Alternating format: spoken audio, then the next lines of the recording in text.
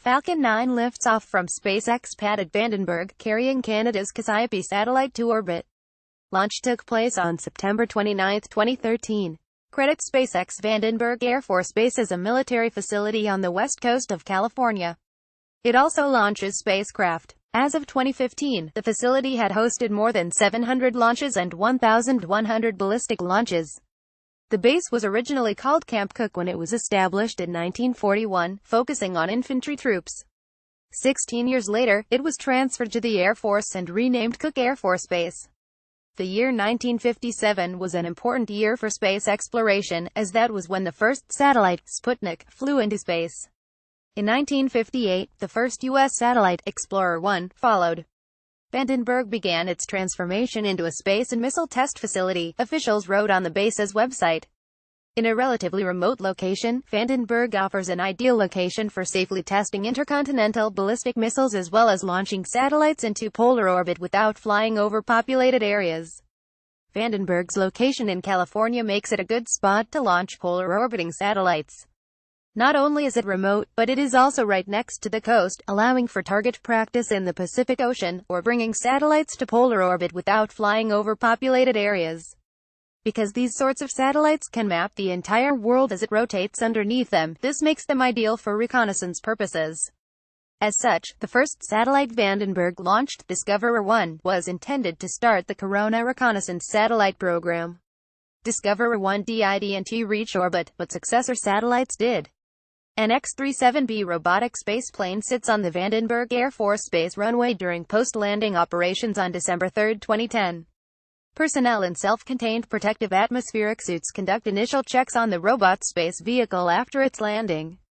Credit U.S. Air Force Michael Stonecipher. Once Sputnik launched, the Air Force ramped up its missile program and also transferred the base to Strategic Air Command, according to the website. Construction at Cook began on May 9, 1957.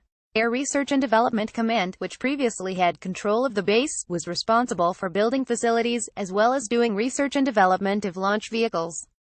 At the time, the United States and the Soviet Union were each working on satellite programs, as well as testing for intermediate-range ballistic missiles and intercontinental ballistic missiles. Cook was renamed Vandenberg on October 4, 1958, in honor of Gen. Hoyt Vandenberg, the Air Force's second Chief of Staff. The first launches began that December, with a Thor IRBM launching on December 16, 1958. Discoverer 1 launched on February 28, 1959, and the first Atlas rocket took off on September 9, 1959. The natural terrain on Vandenberg Air Force Base in California provides a stark contrast to the steel launch tower on Space Launch Complex 2, where preparations are underway for the upcoming launch of NASA's Orbiting Carbon Observatory 2 mission, or OCO2, aboard a United Launch Alliance Delta II rocket in July. Photo released April 4, 2014. Credit NASA. Shiflet. Vandenberg Space Launch Complex 6 was originally created for the Manned Orbiting Laboratory MOL, a military program that was intended to fly astronauts and to do some reconnaissance from space. Construction started in 1966. The program, however, was cancelled in 1969, in part due to costs overruns, and in part because satellites were becoming more capable and able to do reconnaissance at a much cheaper cost than humans. Several of the MOL astronauts were transferred to NASA, and a few would get to fly on the Space Shuttle program, including Bob Crippen, who was on the first Space Shuttle flight, Columbia, in April 1981. In the early years of the Space Shuttle program, NASA partnered with the Department of Defense to fly several classified missions due to U.S. policy that discouraged the DoD from using expendable launch vehicles (ELVs). At the time, all space shuttles launched from the Kennedy Space Center. The location was ideal for equatorial orbit since Kennedy's low latitude made it easy to use the Earth's rotation as a speed boost to launch the space shuttle. A polar orbit, however, would take too much fuel, so the complex at Vandenberg was retrofitted for space shuttle flights. The Space Shuttle program, however, was not living up to advertised expectations.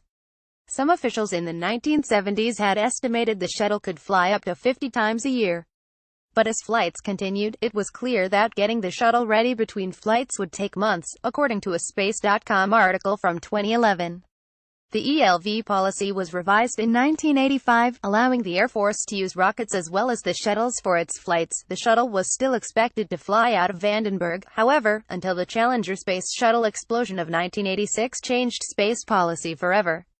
With 7 astronauts dead and a new reminder that the shuttle was not a normal commercial vehicle, space policy was revised again to only use astronauts for defense payloads if humans were required to launch the satellite. Otherwise, military payloads were free to use ELVs as they had before. The shuttle program at Vandenberg was terminated in 1989. The pad was used for a handful of Lockheed Martin Athena launches in the 1990s, then was modified for Boeing's Delta IV Heavy rocket. Space activities today are run under the 35th Space Wing. It not only hosts launches for the Air Force and the Department of Defense but also NASA and several private industries. Common rockets that launch from the facility include the Atlas V, Delta IV, Delta II, Falcon, Minotaur, Pegasus and Taurus. The facility is also known to launch intercontinental ballistic missiles for testing purposes.